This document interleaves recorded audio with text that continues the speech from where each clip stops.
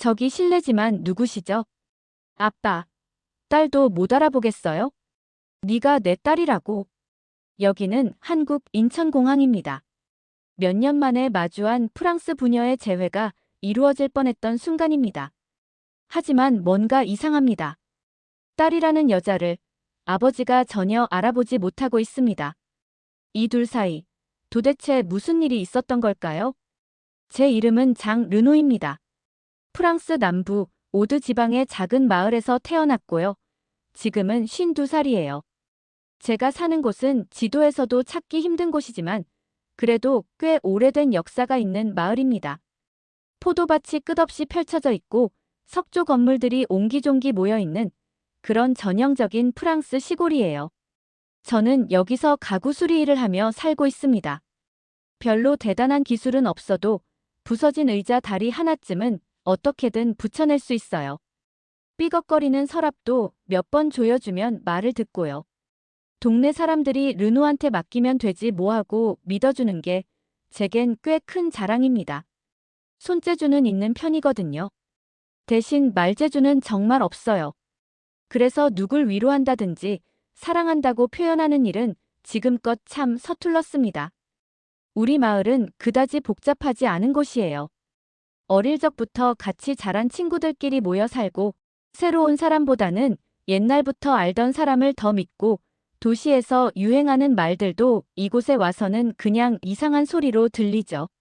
사람들 마음은 솔직하고 소문은 바람보다 빠르게 퍼집니다. 그리고 무엇보다 외모에 대해서는 정말 거침없이 말해요. 농담이야 하면서도 그 농담이 듣는 사람 가슴에 어떤 상처를 남기는지는 잘 모르는 것 같아요.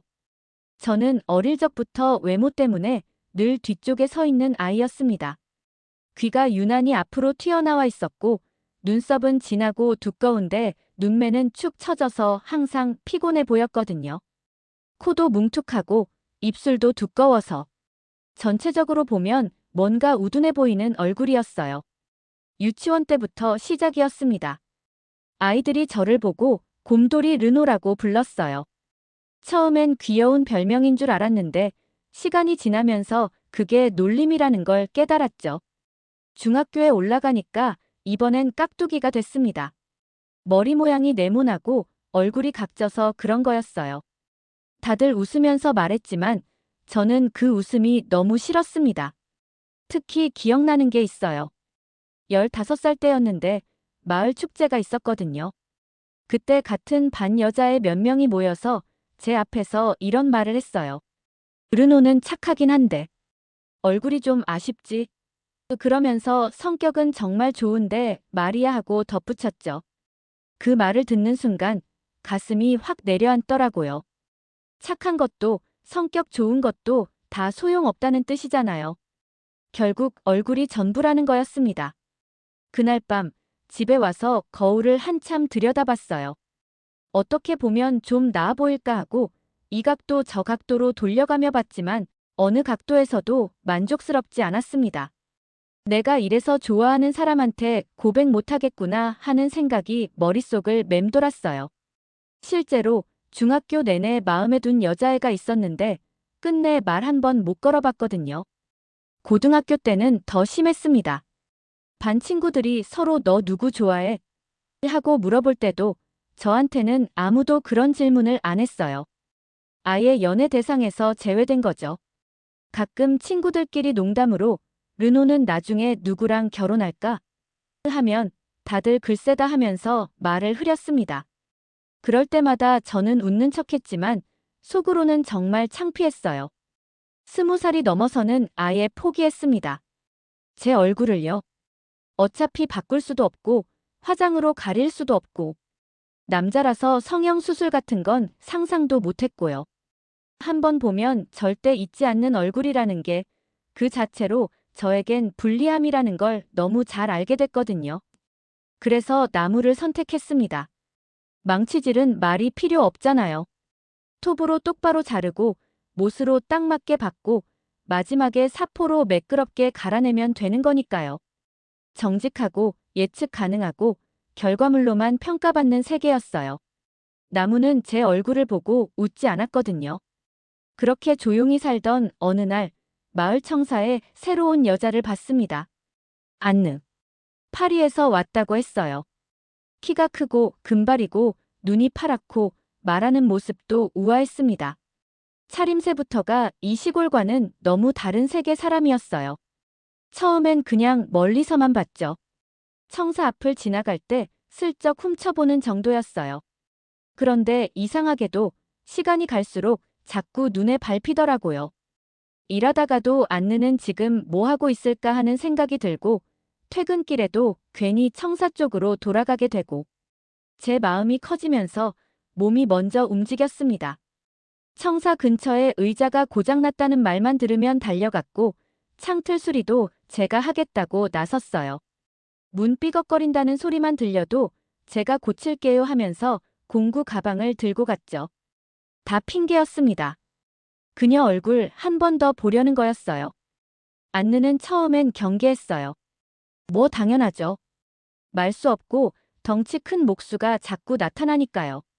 그래도 저는 계속 갔습니다. 뭐라도 고치러요. 그냥 고마워요. 한마디 듣고 싶어서였거든요. 몇 달이 지나고 어느 날 그녀가 웃으면서 말했어요. 브루노 씨, 혹시 또 뭐가 고장났나요? 그 웃음이 정말 사람 하나를 살게 하더군요. 저는 그날부터 확신했어요. 이 사람 놓치면 평생 후회하겠다고요. 고백까지는 정말 오래 걸렸습니다. 용기 내서 말해봐도 거절당하고 또 거절당하고 3번이나 미안해요. 르노 씨 소리를 들었어요. 그래도 포기하지 않았습니다. 4번째에 마침내 안느가 제 손을 잡아줬어요. 당신은 진심이 깊은 사람이에요. 그리고 저를 정말 소중하게 생각해 주잖아요. 그 말 듣고 저는 진짜 울 뻔했습니다. 마을 사람들은 믿지 않았어요. 안느가 왜 저런 남자랑 뒤에서 수군거리는 소리가 다 들렸거든요. 하지만 안느는 저를 선택했습니다. 외모가 아니라 마음을 봐준 거였어요. 결혼하고 몇 해가 지나 딸이 생겼습니다. 이름은 클레르. 밝은이라는 뜻이에요. 임신했을 때부터 저는 속으로 간절히 기도했습니다. 제발 엄마를 닮으라고요. 그 파란 눈, 곧은 콧대, 섬세한 인매. 그런 것들이 다 클레르에게 갔으면 좋겠다고 했어요. 그래야 이 아이는 저처럼 살지 않아도 되니까요. 얼굴로 판단받지 않아도 되고 거울 앞에서 한숨 쉬지 않아도 되니까요. 그런데 첫날 아이를 처음 안아본 순간 저는 정말 얼어붙었습니다. 귀 모양, 눈매, 입술, 심지어 손가락 길이까지 저였습니다. 너무도 저를 닮아 있었어요. 간호사는 정말 건강한 아기네요 했고 안느는 미소를 지었지만 저는 그 눈빛 속에 스친 작은 안타까움을 놓치지 않았습니다. 아무도 말하지 않았지만 우리 셋 다 알고 있었어요. 닮았다는 말이 항상 기쁨만은 아니라는 걸요. 그때부터였습니다. 마음 한구석에 이상한 미안함이 자리 잡기 시작한 게요. 제 유전이 이 아이에게 짐이 된 건 아닐까? 그 생각이 저를 괴롭혔습니다. 물론 아이는 그 자체로도 귀엽지요. 클레르도 어릴 땐 정말 귀여웠습니다. 통통한 볼에 웃으면 쏙 들어가는 보조개가 있었고 목소리도 맑고 또렷했어요. 4~5살 때까지는 동네 아주머니들도 어머, 클레르 정말 귀엽다 하면서 볼을 꼬집곤 했죠. 안느도 매일 아침 딸의 머리를 예쁘게 묶어주며 우리 클레르, 나중에 커서 정말 매력적일 거야 하고 말했어요. 그때까지만 해도 저는 안도했습니다. 다행히 어릴 땐 괜찮구나. 자라면서 점점 엄마를 닮아갈지도 몰라. 그런 희망을 품고 있었거든요. 어린아이들은 다들 예쁘고 귀엽다고들 하니까 진짜 문제는 아직 모르는 거라고 생각했어요. 하지만 시간이 흐르면서 클레르의 얼굴 윤곽이 점점 뚜렷해지기 시작했습니다. 7살쯤 되었을 때였어요. 어느 날 저녁 딸이 저와 나란히 앉아서 TV를 보고 있는데 문득 옆모습이 눈에 들어왔습니다. 앞으로 튀어나온 귀, 살짝 처진 눈꼬리, 두툼한 입술. 어디서 많이 본 얼굴이더라고요. 거울에서 매일 마주하던 바로 그 모습이었습니다. 심장이 쿵 내려앉는 기분이었어요. 제가 어릴 때 겪었던 그 모든 일들이 고스란히 떠올랐거든요. 곰돌이, 깍두기라고 불리던 기억들. 거울 앞에서 한숨 쉬던 그 시간들. 이 아이도 그런 걸 겪게 될까봐 너무 두려웠습니다. 변화는 초등학교 입학 후부터 본격적으로 시작됐어요. 아직도 기억나는 장면이 있습니다. 클레르가 6살 때 동네 파브리스 아주머니가 집에 놀러 왔거든요.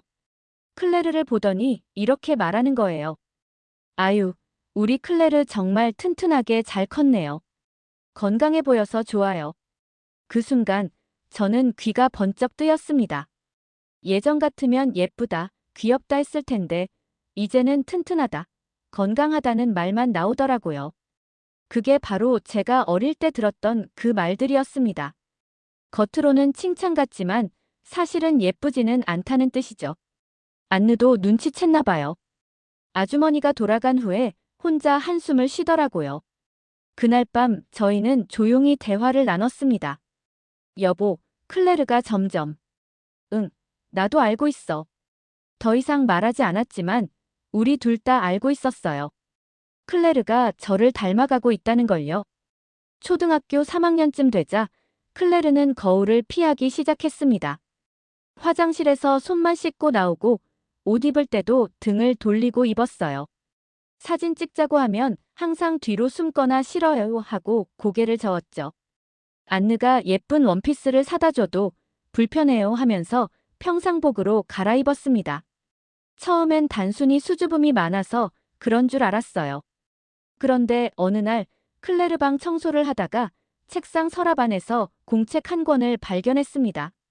수학 공책이었는데 뒷장에 연필로 끄적인 글씨가 있더라고요. 나는 왜 이렇게 생겼을까? 엄마처럼 생겼으면 좋겠다. 거울 보기 싫어. 그 글씨들을 보는 순간 저는 그 자리에 주저앉고 말았습니다. 가슴이 찢어지는 것 같았어요. 9살짜리가 이런 생각을 하고 있다니. 제가 어릴 때 느꼈던 그 절망감을 이 어린 아이도 벌써 느끼고 있는 거였어요. 중학교에 들어가면서 상황은 더 심각해졌습니다. 클레르는 점점 더 조용해졌고 친구들과도 거리를 두기 시작했어요. 반 친구들이 집에 놀러와도 클레르는 항상 한 발 물러서서 구석에 앉아 있었죠. 단체 사진을 찍을 때도 맨 뒤쪽에 서거나 아예 빠지려고 했어요. 왜 사진 안 찍어? 하고 물으면 그냥 싫어요 하고 대답했지만 저는 그 이유를 너무도 잘 알고 있었습니다. 자신의 얼굴이 사진에 남는 게 싫은 거였어요. 안느는 더 열심히 클레르를 챙기려 했습니다. 예쁜 옷도 사주고 머리도 예쁘게 해주고 우리 딸이 제일 예뻐하며 격려했어요. 하지만 클레르는 그럴 때마다 엄마는 그렇게 말하지만 하고 말끝을 흐렸습니다. 벌써 눈치채고 있는 거였어요. 엄마 말이 진심이 아니라 위로라는 걸요. 중학교 2학년 어느 날 정말 충격적인 일이 있었습니다. 클레르가 학교에서 울면서 돌아온 거예요. 무슨 일이냐고 물었더니 한참을 망설이다가 이렇게 말했습니다. 오늘 체육 시간에 친구들이 저더러 아빠 판박이라고 했어요. 그 말을 듣는 순간 저는 머리가 하얘졌습니다. 제가 어릴 때 들었던 말들이 이제 제 딸에게도 똑같이 돌아오고 있는 거였어요. 아무 말도 할 수 없었습니다. 그렇지 않아라고 말하고 싶었지만 그건 거짓말이 될 터였거든요. 그날 밤 클레르 방에서 훌쩍이는 소리가 들렸습니다. 문을 살짝 열어보니 아이가 베개에 얼굴을 묻고 울고 있었어요. 들어가서 등을 쓸어주고 싶었지만 발이 떨어지지 않았습니다. 위로해줄 말이 없었거든요. 고등학교 1학년이 되자 클레르는 완전히 달라졌습니다. 웃는 얼굴을 거의 볼 수 없게 됐고 항상 후드티나 모자를 써서 얼굴을 가렸어요. 친구들과의 약속도 자주 취소했고 집에서도 방문을 닫고 혼자 있는 시간이 많아졌습니다. 그러던 어느 날 저녁 퇴근해서 집에 들어오는데 클레르 방에서 울음소리가 들렸어요. 평소보다 심하게 우는 것 같아서 문을 노크했습니다. 얘야, 무슨 일이야? 대답이 없어서 조심스럽게 문을 열었어요. 클레르가 이불 속에서 울고 있었는데 눈이 퉁퉁 부어 있었어요. 저를 보더니 처음으로 속마음을 털어놓았습니다. 아빠, 나 성형수술 하고 싶어요. 나 진짜 못생겼어요. 학교에서 다들 그렇게 말해요. 다들 나보고 아빠 닮았다고. 그 말을 듣는 순간 저는 심장이 멈추는 줄 알았습니다. 아이가 태어날 때보다, 아내가 사고를 당했을 때보다도 더 큰 충격이었어요. 제 유전자가, 제 얼굴이 이 아이에게 이런 고통을 주고 있다는 사실이 견딜 수 없었습니다. 클레르. 더 이상 말을 잇지 못했어요. 그렇지 않다고 말하고 싶었지만 그건 거짓말이 될 것 같았거든요. 넌 예쁘다고 말하고 싶었지만 그 말이 아이에겐 또 다른 상처가 될까봐 두려웠어요. 결국 저는 아무 말도 하지 못한 채 그냥 클레르 옆에 무릎 꿇고 앉아서 등을 쓸어주는 것밖에 못했습니다. 그날 밤 안느에게 그 얘기를 했어요. 안느는 말없이 울었습니다. 조용히, 오랫동안요. 눈물이 다 마르고 나서야 한마디 했습니다. 날 닮았어야 하는데. 그 후로 우리는 더 열심히 클레르에게 다가가려 했습니다. 주말마다 영화도 보고 맛있는 걸 해서 먹이고 작은 이벤트들도 만들어졌죠. 하지만 클레르는 점점 더 자신만의 세계로 들어가고 있었어요. 고등학교 2학년쯤 되자 클레르가 휴대폰을 자주 들여다보기 시작했습니다. 처음엔 단순히 SNS나 게임인 줄 알았어요. 그런데 가끔 화면을 흘낏 보면 뭔가 다른 것 같더라고요.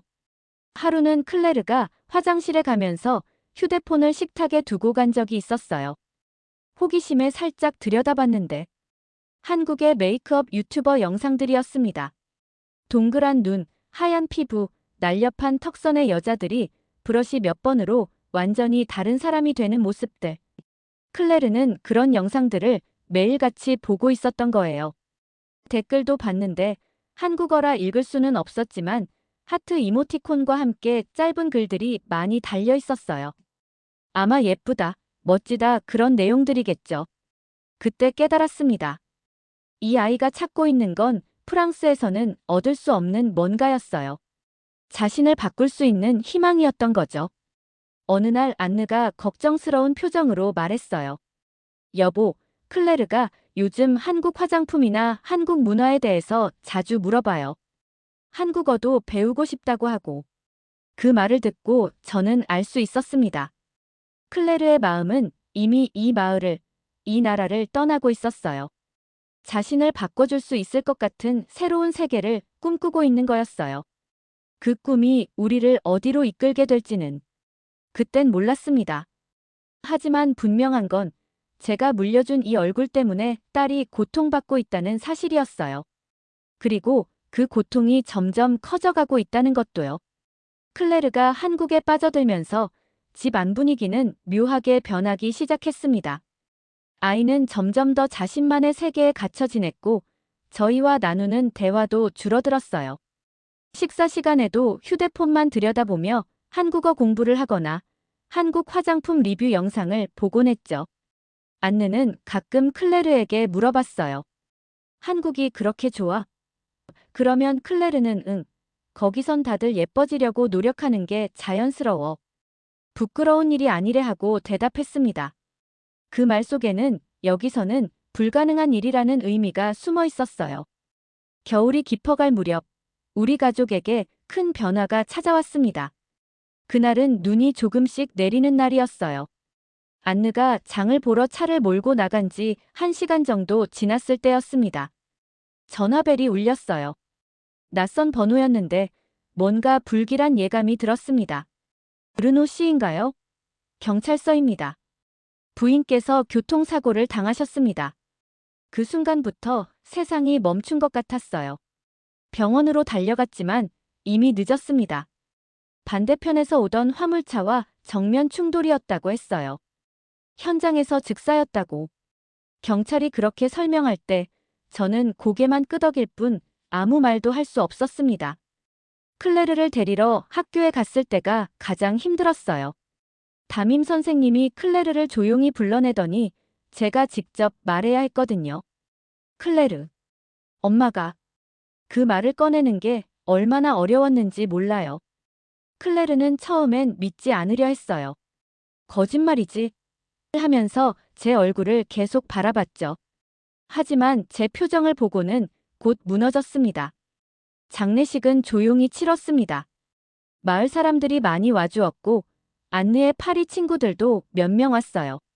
모두들 좋은 말씀을 해주었지만 귀에 들어오지 않았습니다. 클레르는 내내 말이 없었어요. 눈물도 별로 흘리지 않았고 그냥 멍하니 앉아 있었습니다. 집으로 돌아온 그날 밤 집안은 죽은 듯 조용했습니다. 안느의 향수 냄새가 아직 남아 있었고 그녀가 쓰던 컵이 싱크대에 그대로 놓여 있었어요. 모든 게 그대로인데 안느만 없다는 게 믿기지 않았습니다. 클레르는 거의 말을 하지 않았어요. 학교도 일주일 넘게 빠졌고 친구들 전화도 받지 않았습니다. 방문은 늘 닫혀 있었고 안에서 무슨 소리도 들리지 않았어요. 가끔 밥을 해서 갖다 줘도 거의 손도 대지 않았습니다. 저도 마찬가지였어요. 일을 나가긴 했지만 집중이 안 됐어요. 망치질을 하다가도 멍해지고 같은 자리만 계속 사포질하고 있는 제 모습을 발견하곤 했죠. 집에 들어오면 안느가 어서 와 하고 맞아줄 것 같았는데 빈 집만 기다리고 있었어요. 며칠이 지나자 클레르가 조금씩 일상으로 돌아오는 것 같았습니다. 학교도 다시 나가기 시작했고 밥도 조금씩 먹었어요. 하지만 예전과는 달랐어요. 더 조용해졌고 더 멀어진 느낌이었습니다. 특히 클레르는 한국 관련 영상을 더 많이 보기 시작했어요. 아마 현실 도피의 한 방법이었겠죠. 저는 그걸 말리지 않았어요.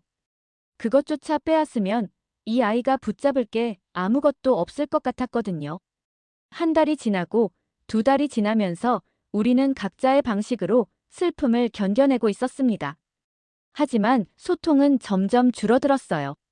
식사할 때도 TV만 보고 서로 안부를 묻지도 않았습니다. 같은 집에 살면서도 마치 남남처럼 지냈어요. 그러던 어느 날 아침이었습니다. 3월 중순쯤이었을 거예요.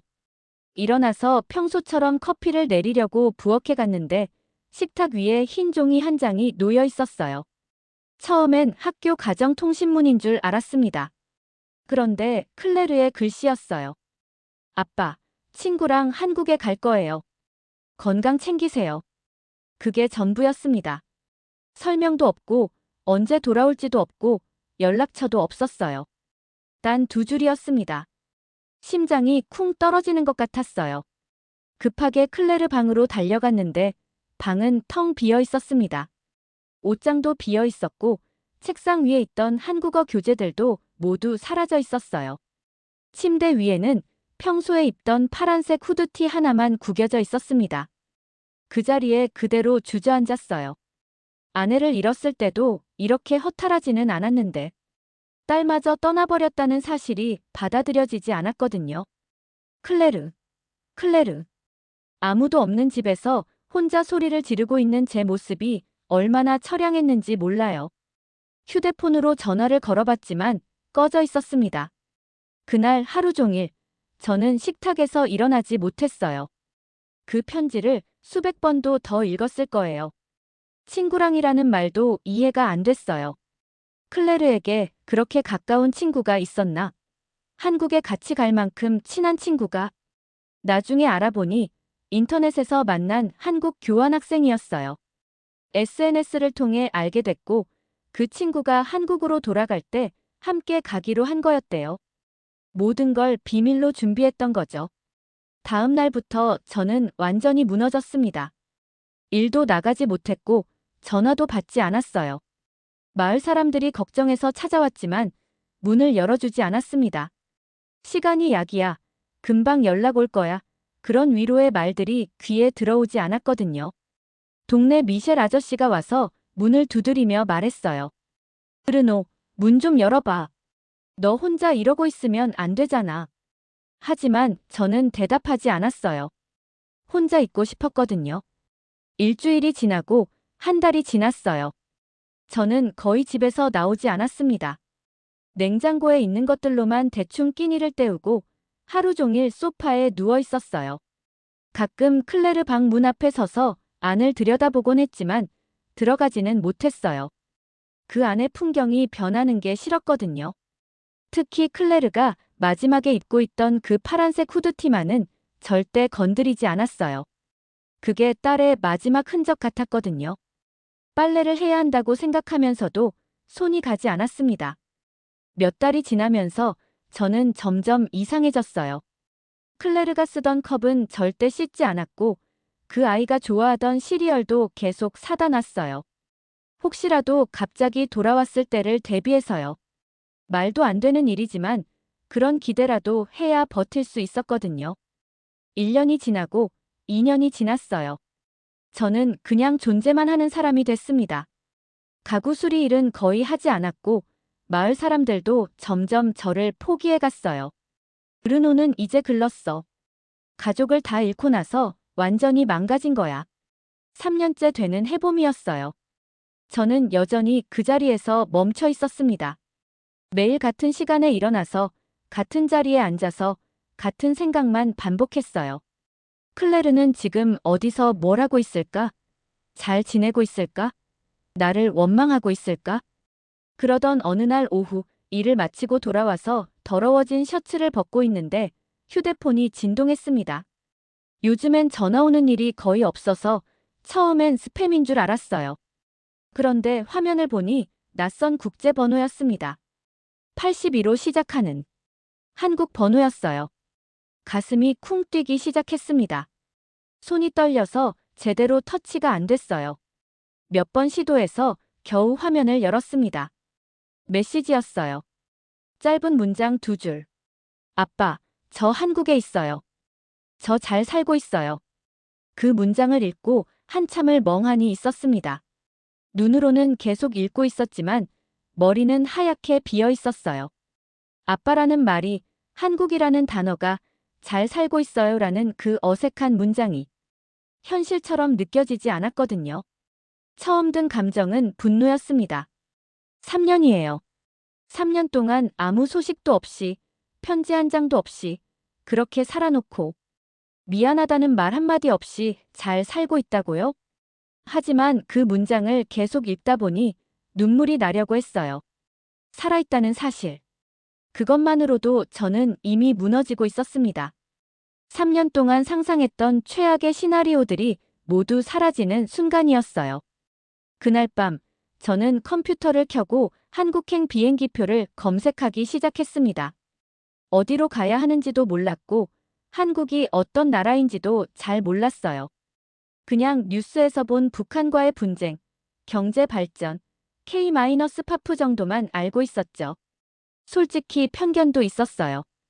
아시아 국가에 대한 막연한 두려움, 언어와 문화의 차이에 대한 걱정들.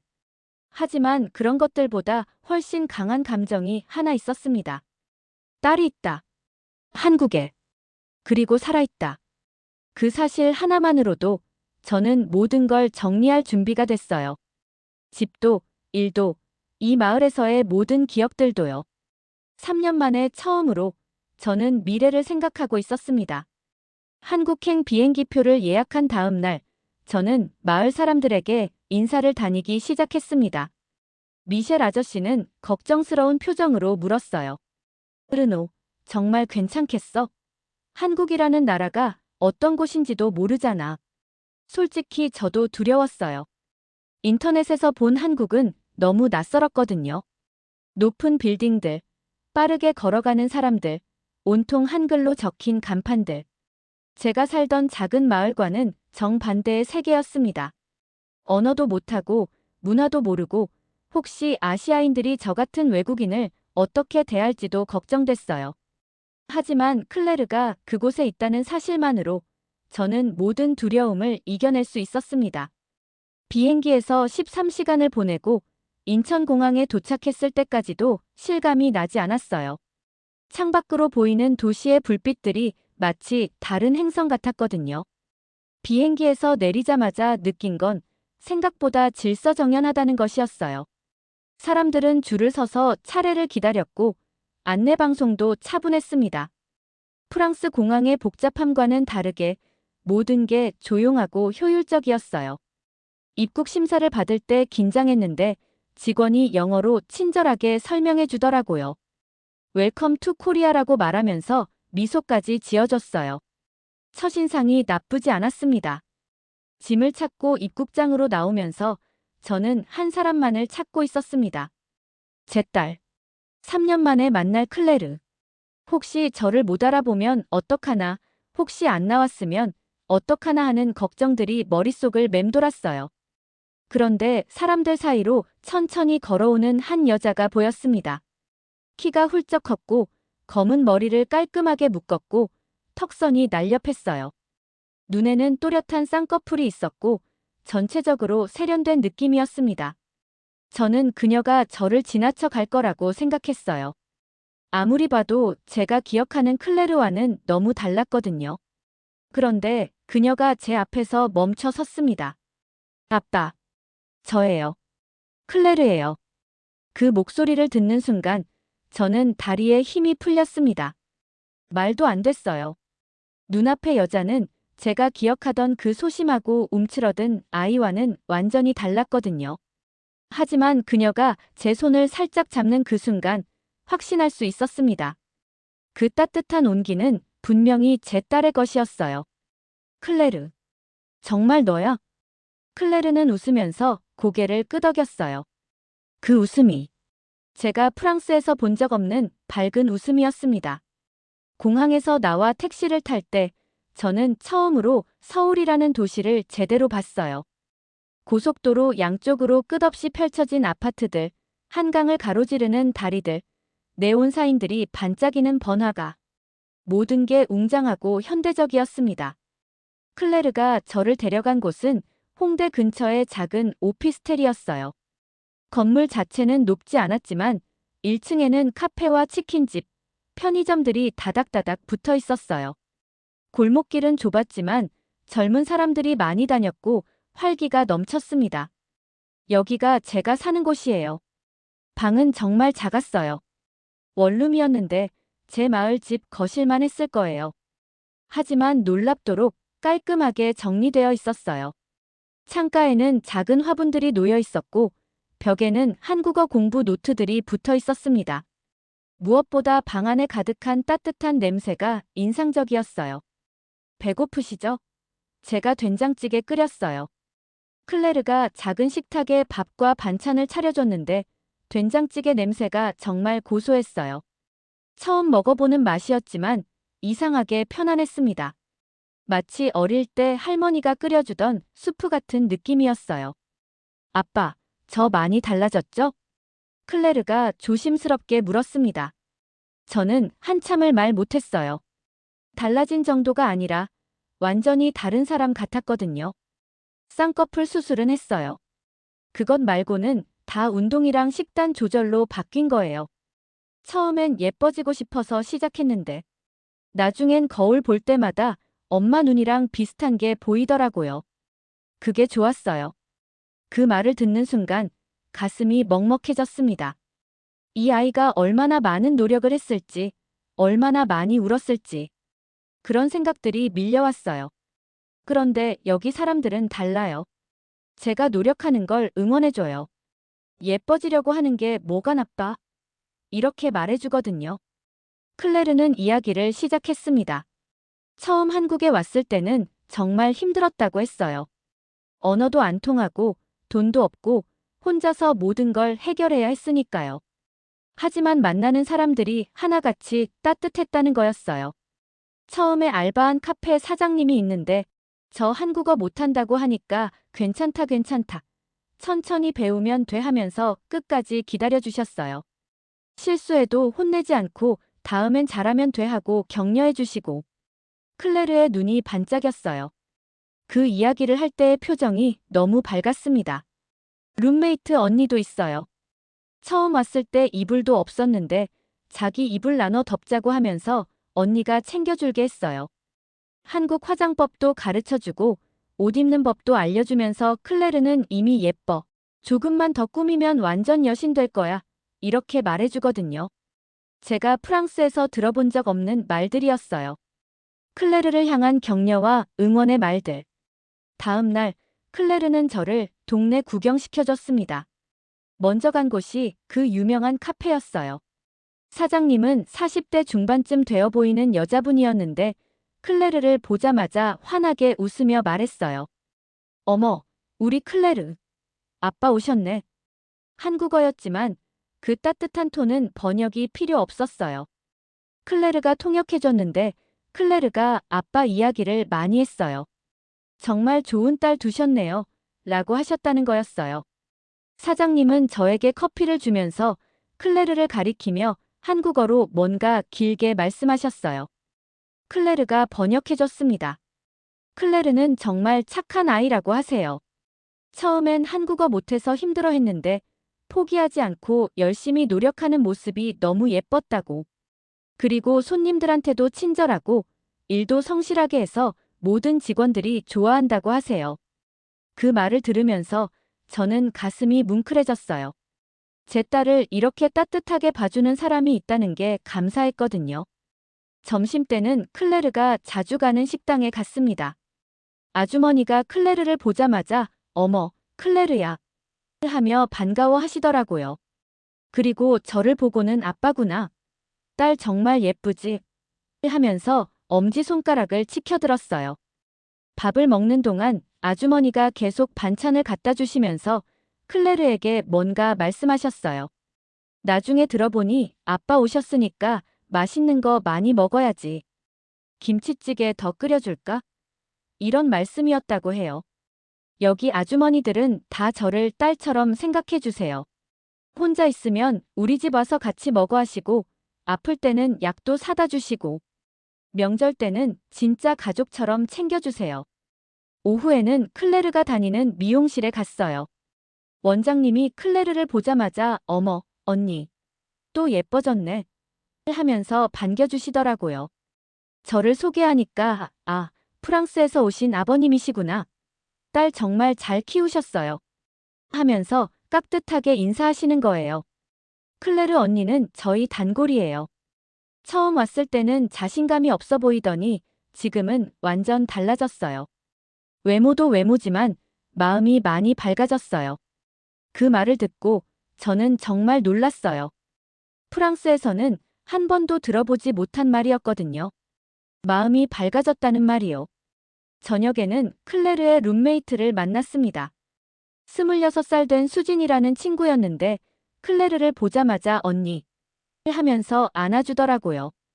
아버님, 클레르 언니 정말 좋은 사람이에요. 처음엔 한국어 못해서 답답했을 텐데 항상 밝게 웃고 열심히 배우려고 하더라고요.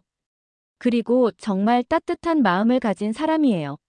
수진이는 클레르가 한국에 처음 왔을 때부터 지금까지의 변화를 자세히 얘기해줬어요. 처음엔 거울도 못 보고 사진 찍는 것도 싫어했어요. 그런데 여기 언니들이 계속 클레르 예뻐, 클레르 매력 있어 하면서 격려해주니까 점점 자신감이 생기더라고요. 지금은 셀카도 찍고 예쁘게 꾸미는 것도 즐거워해요. 그날 밤 클레르와 둘이서 한강을 걸었습니다. 강변에는 많은 사람들이 나와 있었어요. 연인들, 가족들, 친구들. 모두 평화롭고 행복해 보였습니다. 아빠, 여기 오기 전에는 제가 이렇게 웃을 줄 몰랐어요. 클레르가 조용히 말했습니다. 프랑스에서는 항상 숨어 지내야 한다고 생각했어요. 예쁘지 않으니까 눈에 띄면 안 된다고. 그런데 여기서는 달라요. 지금도 예쁘지만 더 예뻐질 수 있어 이렇게 말해주는 사람들이 많아요. 한강 다리 위에서 클레르가 작은 상자를 꺼냈습니다. 아빠께 드리고 싶은 게 있어요. 상자 안에는 향수 한 병이 들어있었어요. 그리고 손편지가 한 장. 엄마 향이에요. 여기 와서 제일 먼저 그리웠던 게 이 냄새였어요. 그래서 제일 먼저 이 향수를 샀어요. 이제 아빠도 이 향 맡을 때마다 엄마 생각나실 거예요.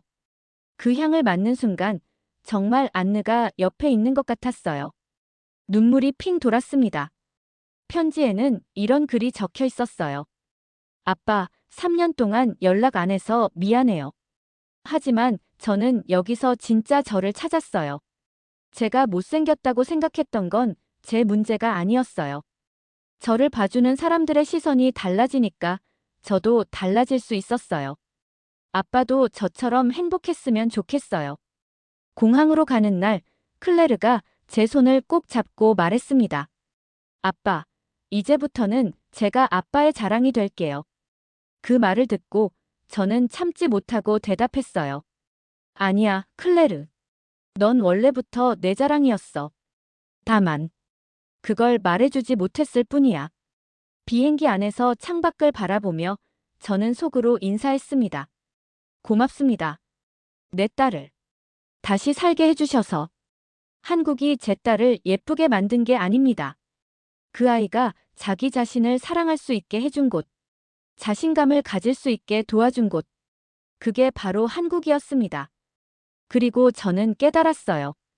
진짜 아름다움은 외모가 아니라 자신을 받아들이고 사랑하는 마음에서 나온다는 걸요. 한국 사람들은 그걸 제 딸에게 가르쳐 준 거였습니다.